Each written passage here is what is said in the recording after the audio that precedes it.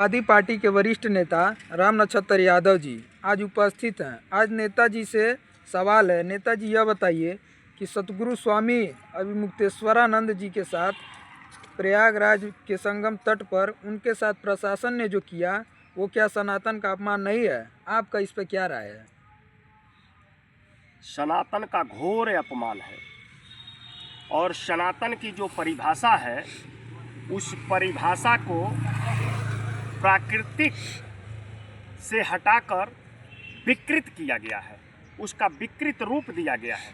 सनातन के तट पर ये साबित हुआ है कि आज जो लोग हिंदू सनातन किए हुए हैं उनका सनातन एक ढोंग है।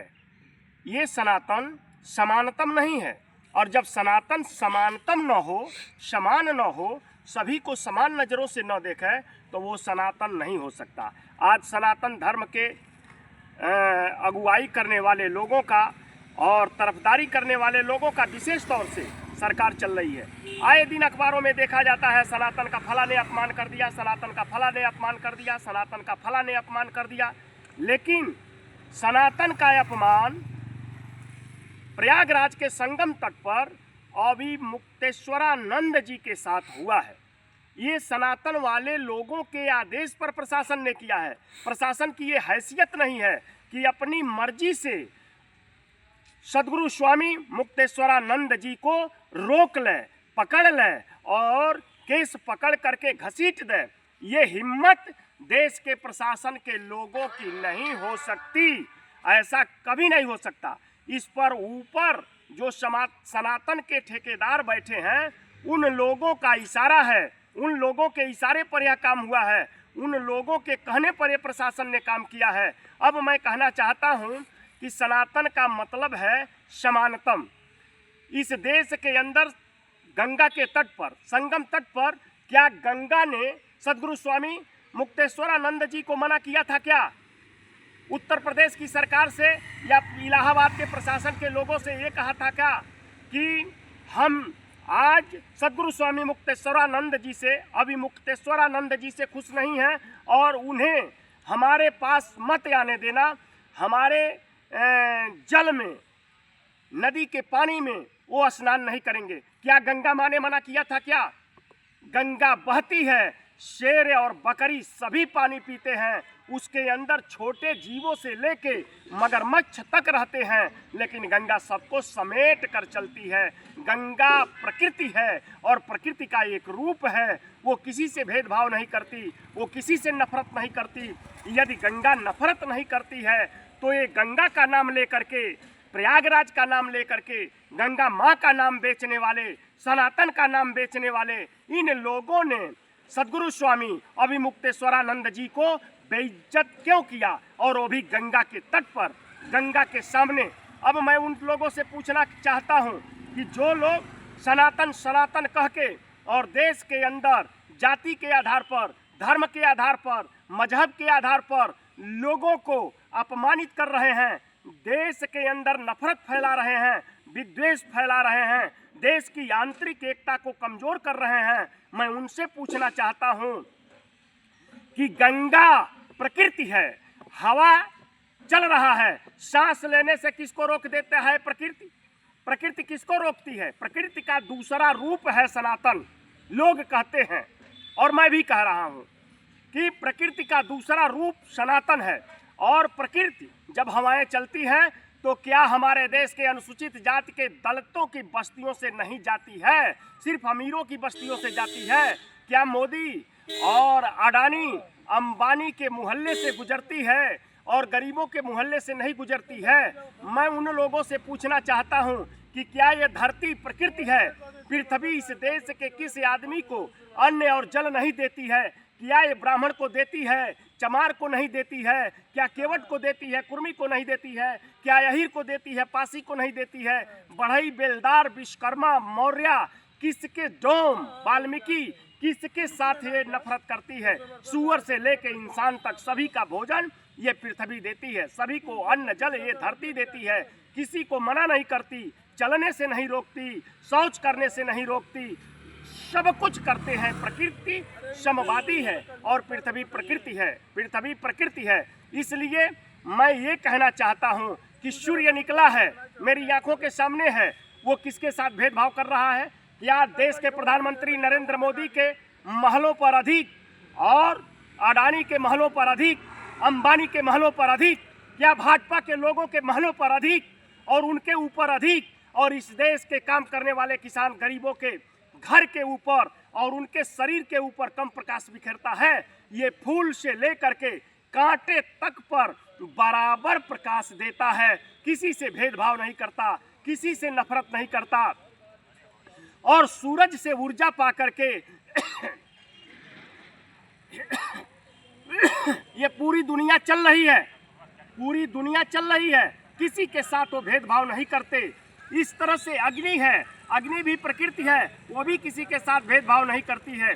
मैं उन लोगों से पूछना चाहता हूँ, ऐ सनातन सनातन सनातन कह करके सियासत की मार्केट में सनातन को बेचने वाले आडंबरवादियों, आप ये बताओ कि संगम के तट पर गंगा माँ में स्नान करने के लिए तुम लोगों ने इस देश के सदगुरु स्वामी मुक्तेश्वरानंद जी को क्यों रोका, क्यों बेइज्जत किया, उनके केस और जटा को पकड़ करके क्यों घसीटा और इसमें सरकार का हाथ नहीं है?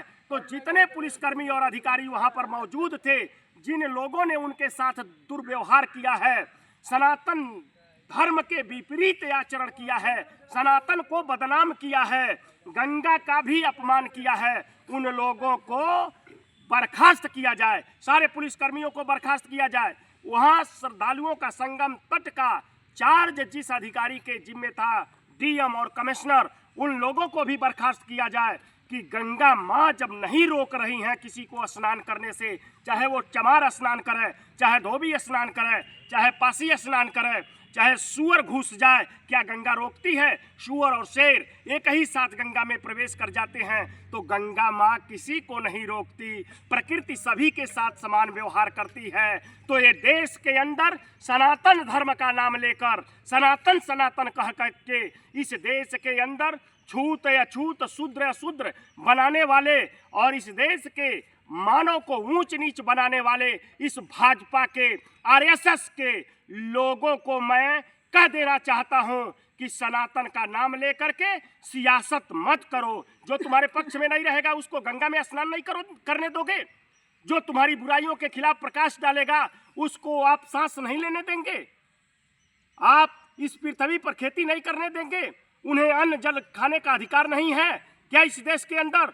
मैं कहता हूं कि भाजपा और आरएसएस के लोगों को छोड़ दीजिए, ये सनातन का समापन स्वयं ही कर देंगे। ऐसे ही सनातन का नाम लेकर नफरत करेंगे, आदमी के साथ नफरत करेंगे। और जो लोग हिंदू राष्ट्र की बात कर रहे हैं ना, आज इस देश के लोगों का आह्वान कर रहा हूं कि जिस दिन हिंदू राष्ट्र घोषित हुआ उसी दिन सनातन सनातन बोल करके तुम्हें भी पानी नहीं पीने दिया जाएगा।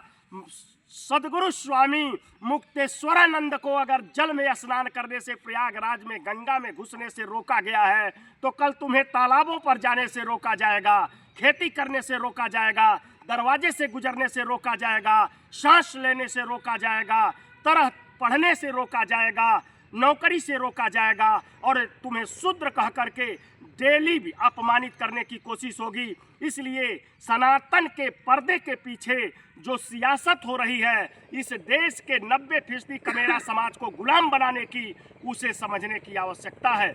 मैं देशवासियों से कहना चाहता हूं कि आरएसएस और भाजपा के लोगों का सनातन आडंबर है और सिर्फ सियासत के लिए है। ये सनातनवादी सियासतवादी हैं, ये सनातन का पक्ष लेने वाले सिर्फ सियासत के लिए सनातन बोल रहे हैं। इनके सनातनी जाल में और हिंदू राष्ट्र की जाल में फंसने की जरूरत नहीं है। क्या सदगुरु स्वामी मुक्तेश्वरानंद जी को जल में स्नान करने से भारत का संविधान रोक रहा था क्या?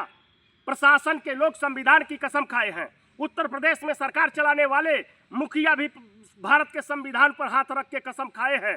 कि राग और देश से दूर होकर इस देश की एकता और अखंडता को बनाए रखेंगे और सभी को समान नजरों से देखा जाएगा। ये संविधान कहता है। हमारा देश का संविधान समाजवादी और समतावादी सेकुलरवादी है और इस सेकुलरवादी संविधान का अपमान हुआ है संगम तट पर और भाजपा की सरकार में प्रशासन ने किया है। जितने लोगों ने स्वामी मुक्तेश्वरानंद के साथ दुर्व्यवहार किया है, इन सभी को बर्खास्त किया जाए कि वो लोग संविधान का भी अपमान किए हैं। हमारे देश का बाबा साहब डॉक्टर भीमराव अंबेडकर जी के कलम से निकली हुई स्याही इस देश के सभी लोगों को बराबर अधिकार देती है, समान बना देती है। इसलिए इस देश के अंदर ये भाजपाई आरएसएस के लोग जो पूरे देश में नफरत पैदा कर रहे हैं, किसी को ऊंच, किसी को नीच, किसी को नहाने देंगे, किसी को नहीं नहाने देंगे। आज मुक्तेश्वरानंद जी के साथ हुआ है, कल इस देश के सभी लोगों के साथ होगा। इसलिए आज ही इन आडंबरवादियों के विचारधारा को बूटों से कुचल दो और संविधान जिंदाबाद बोलो।